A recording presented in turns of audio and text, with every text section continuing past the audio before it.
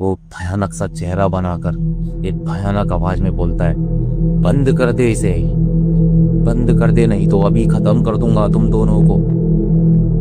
बंद कर इसे, बोलना बंद कर, चुप हो जा। नमस्कार दोस्तों, स्वागत है आपका एक बार फिर हॉरर अजय में, जहां पर मैं अजय आप लोगों को कुछ ऐसी घटनाएं बताता हूं जिसे सुनकर आप लोगों के रोंगटे खड़े हो जाते हैं। तो आइए एक बार फिर एक ऐसी घटना को सुनते हैं जिसे सुनकर आपके रोंगटे खड़े हो जाएंगे। तो चलिए शुरू करते हैं। तो ये कहानी है राजस्थान के एक छोटे से गांव की, जहां पर महेश और गौरव रहा करते हो। ये बात आज से लगभग 30 से 32 साल पुरानी है। अब महेश जी और गौरव जी हमेशा बचपन से ही साथ में रहा करते थे। पढ़ाई भी इन्होंने साथ में ही की थी और खेलते कूदते भी साथ में थे।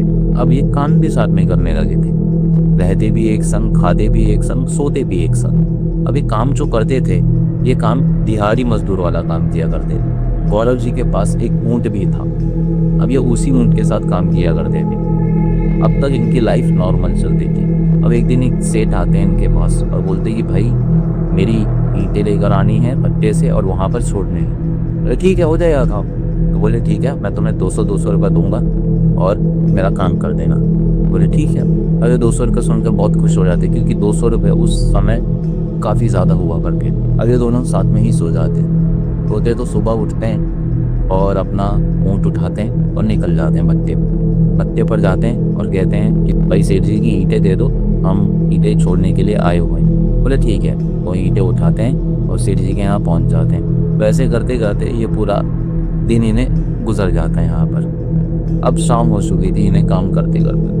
तो सेठ जी इनके पास आते हैं और इन्हें 200 रुपये देते हैं। सेठ जी और इनको कहते हैं कि भाई अगर तुम और एक और बार ईंट लेके आ जाओ तो मैं तुम्हें 100 रुपये और बढ़ा कर दे सकता हूँ। तो अब इन दोनों के मन में लालच आ चुका था। बोलते हैं कि यार 100 रुपये और मिल रहा है सिर्फ एक ही बार ईंट लाने के। अब तक हम लोगों ने दिन भर में कम से कम 4 से 5 राउंड मार दिए। वो ठीक है सेठ जी, हम कर देंगे। बोलते कि ये अभी ही करना है तुम्हें, अभी लेकर आना, मुझे भी ज़रूरत है। तो महेश जी बोलते हैं सेठ जी अभी तो नहीं हो पाएगा, अभी तो रात हो चुकी है। क्योंकि वो रास्ता भी थोड़ा अजीब सा है, दिन में तो सही है लेकिन रात होते ही वो थोड़ा भयानक हो जाता है। गौरव जी बोलते हैं अरे छोड़ यार, काय का भयानक, चलते हैं, 100 रुपये मिल रहा है और क्या चाहिए। महेश जी ने मना करते हैं लेकिन गौरव जी अपनी जिद करा रहे हुए थे। बोलते एक तारीख में। तो ये सेठ जी को बोलते कि ठीक है सेठ जी, हम लोग लेकर आते हैं। तो ठीक है, अब ये निकल जाते हैं। और जैसे ही भट्टे पर पहुंचते हैं तो भट्टे के गेट पर ही इन्हें एक बूढ़ा आदमी दिखता। वो इनसे कहता है कि यहाँ क्यों आए हो, लौट जाओ यहाँ से। वो बोलते कि बाबा हम सेठ जी की ईंटें लेने के लिए आए हुए हैं, एक और बार ईंट छोड़नी है और सेठ जी ने हमें बोला हुआ है। बाबा फिर बोलते हैं यहाँ से लौट जाओ बेटा, ये सही समय नहीं है करने का। गौरव जी बोलता है अरे बाबा जाने दो ना, करने दो ना, अच्छे खासे पैसे मिल रहे हैं यार। वो बाबा उन्हें फिर बोलते हैं कि बेटा ये सही समय नहीं है इस जगह पर काम करने के लिए, रास्ता बहुत खतरनाक है। महेश जी भी उनको बोलते हैं गौरव जी का, लेकिन गौरव जी कहाँ मानने वाली थी किसी की। बोले बाबा साइड है तो यार, जो होगा हम देख लेंगे, हमें हमारा काम करने थे। अंदर जाते हैं, ईंटें भरते हैं। अब रात के 7:30-8 बज चुके थे। अब ये लेकर निकलते हैं। गौरव जी के मन में और एक ख्याल आता है कि यार इस रास्ते को छोड़कर, जिस रास्ते से हम आए हैं, इस रास्ते को छोड़कर क्यों ना हम रेलवे ट्रैक वाले रास्ते से जाएं। वो शॉर्टकट भी है और सेठ जी के घर तक भी पहुंचता है। तो महेश जी बोलते नहीं, उस रास्ते से तो बिल्कुल नहीं जाएंगे। अब तेरे कहने पे मैं इस रास्ते से आ तो गए इतने रात को, लेकिन अब मैं उस रास्ते से बिल्कुल नहीं जाऊंगा, तो मुझे यहीं उतार दे। गौरव जी उनको मनाने की कोशिश करते कि अरे यार कुछ नहीं होने वाला है, फटाक से हो जाएगा, सिर्फ आधा पौना घंटा लगेगा, उस रास्ते से हम लोग निकल जाएंगे फटाफट। अब महेश जी बहुत बोलते हैं इनको, गौरव जी कि भाई नहीं जाना उस रास्ते से, नहीं जाना, लेकिन वो खा मानने वाले। अब ये इन्हें भी ले चलते, अब रास्ते से जा रहे नहीं, उसी रास्ते से जहाँ क्या होने वाला था अभी तक इन्हें कोई भी खबर नहीं थी। अब ये दोनों बातें करते करते उस रास्ते से आगे बढ़ते हैं। उस रास्ते के बगल में एक रेलवे ट्रैक भी था जो काफ़ी समय से बंद था, लेकिन कभी कभार वहाँ पर ट्रेनें चलती थी। पहले बहुत चला करती थी, लेकिन अब किसी कारणवश यहाँ पर ट्रेनों का आना जाना कम हो चुका था। तो अब ये धीरे धीरे जा रहे हैं उस रास्ते से। अब ये बातें करते करते चुप हो जाती और इनकी नज़र पड़ती है सामने। सामने देखते हैं कि इन्हें कुछ दिखाई दे रहा, आदमी जैसा दिखाई दे रहा, जिसके पैर ही नहीं, यानी उसके पेट का ऊपर का जो हिस्सा है वही सिर्फ दिखाई दे रहा है, उसके नीचे का हिस्सा है ही नहीं। अब ये दोनों देखकर डर जाते हैं उससे, तो धीरे धीरे इनके पास आ रहा होता है, जैसे जैसे हवा में उड़कर आ रहा हो इनके पास। अब ये दोनों अपने मूड को रोक लेते हैं। अब महेश जी बोलते हैं गौरव जी को, गौरव गौरव गाड़ी पीछे ले, गौरव पीछे ले, गौरव गौरव गाड़ी घुमा ले, ऊँट को पीछे ले, अब टक से पीछे ले। अभी जैसे ही पीछे मुड़कर देखते हैं, पीछे मुड़कर क्या देखते हैं कि शरीर से नीचे का जो हिस्सा है आधा, वो इनके पीछे से आ रहा है, यानी कदम पैर जो हैं इनके पीछे से आ रहे हैं, आगे इनका धड़ है और पीछे इनके पैर हैं, और दोनों चीज़ें इनके पास आती जा रही हैं। अब ये दोनों काफ़ी ज़्यादा डर जाते हैं, हद से ज़्यादा। महेश जी चिल्लाने लगते, मैं तुझसे कह रहा था ना कि इस रास्ते से नहीं आना चाहिए हमें, देखा देखा ये क्या चीज़ है, क्या बवाल है ये। अब गौरव जी भी डर जाते हैं, बोलते तू टेंशन मत ले, मैं कुछ करता। अब ये ऊँट को यहाँ वहाँ करने की कोशिश करते हैं, लेकिन ऊँट बेकाबू हो जाता है। ऊँट ऐसा हो जाता है कि एकदम पागल हो जैसा, कभी वो शांत होता है, कभी वो चिल्लाता है, कभी वो यहाँ वहाँ भागने की कोशिश करता है, लेकिन अपनी जगह से हिल नहीं पाता। अब इनकी जो गाड़ी ये एक ही जगह पर रुकी होती, बहुत कोशिश करते लेकिन गाड़ी हिलती ही नहीं। अब वो चीज़ें इनके पास आने लगती धीरे धीरे। अब ये बहुत ज़्यादा डर चुके हैं, वो चीज़ें इनके पास आती हैं, जो पैरों के ऊपर जो इतना शरीर था वो इनके पास आता है और गौरव जी का गला पकड़ लेता। और गौरव जी जैसे ही उसका चेहरा देखते हैं, इतना भयानक चेहरा होता है उसका कि पूछिए मत। उसके सर से खून बह रहा, उसकी आंखें एकदम लाल है, आंखों से खून बह रहा उसकी, और उसके जो पीछे का जो शरीर होता है पैरों वाला हिस्सा, वो आकर महेश जी की गर्दन पे पैर रख लेता और उसके पैरों से खून बह रहा होता है, जो कि इनके चेहरे पर उसकी बूंदे के प्रयोग। अब ये बहुत ज़्यादा डरते हैं, दोनों जन चिल्लाते हैं, लेकिन इनकी मदद करने के लिए कोई भी नहीं है, वहाँ कोई होता ही नहीं है इनकी मदद करने के लिए। अब ये दोनों एक दूसरे का हाथ पकड़ते हैं और भागने की कोशिश करते हैं, लेकिन भाग ही नहीं पाते। और ये भगवान को याद करने की कोशिश करते कि मुझे हनुमान चालीसा याद आ जाए, मुझे महादेव जी तो के बारे में याद आ जाए, या फिर कुछ भी चीज़ ऐसी याद आ जाए जिससे ये चीज़ें हट जाएं, लेकिन इनके मन में कुछ भी ऐसी चीज़ें नहीं आ रही। अब हमारे महेश जी होते हैं, महेश जी हनुमान जी के बहुत बड़े भक्त थे, कि अपनी पैंट की जेब में हमेशा हनुमान जी का गदा लेकर घूमते थे।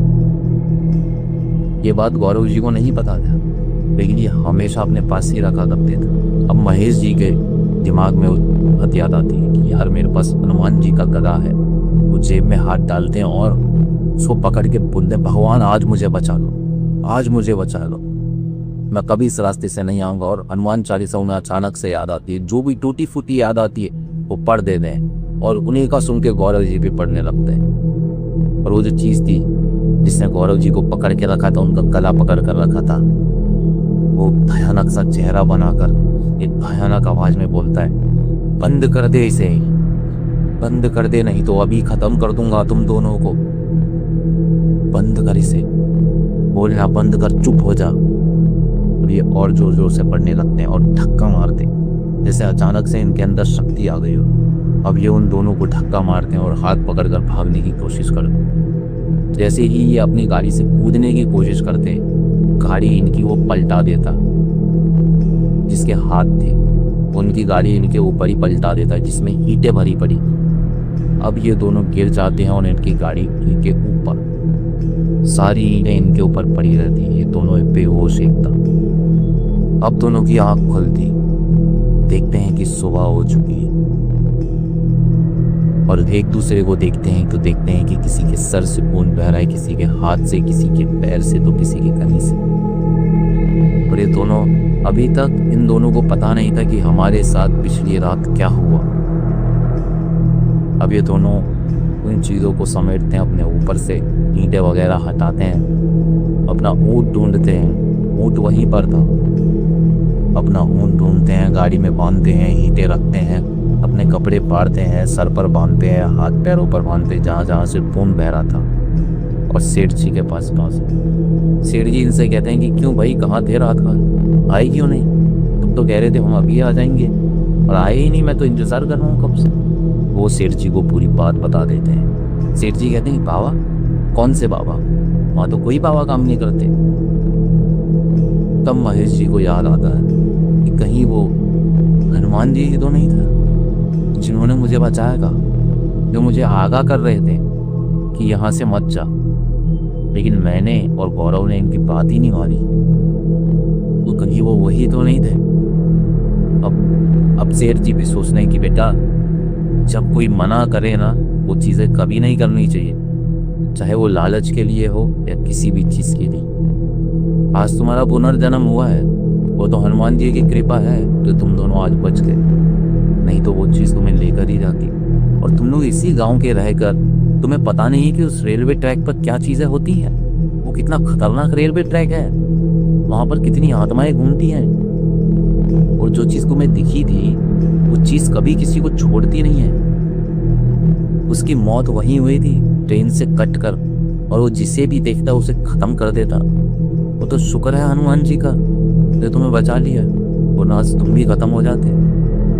तो सेठ जी उन्हें 100 के बदले 150 का और देता है कि ठीक है, जाओ पट्टी वगैरह कर लेना।